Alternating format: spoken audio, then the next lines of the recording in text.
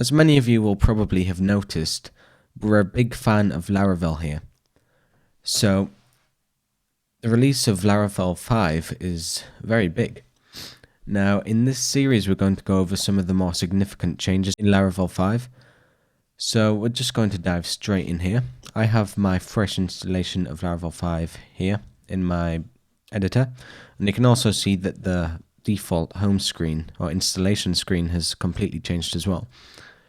The first thing to note is the directory structure. It's completely different.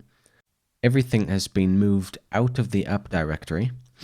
For example, the config, the database migrations and seeds, our resources such as our views and language, storage and tests. The app directory has been kept as minimal as possible. The next thing to note is that everything inside this app directory is now namespaced. So if we go into our user model here, you'll see that we have the namespace of app, and we can actually change this to whatever we want. However, Laravel 5 comes with a lot of default classes inside the app directory.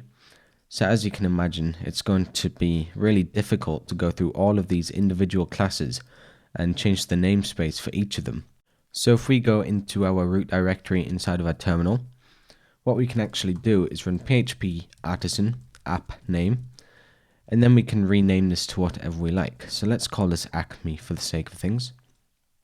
So there you go, we get application namespace set. And if we go back to our editor, you'll see that all of these namespaces inside the app directory has been updated automatically, which is obviously very useful.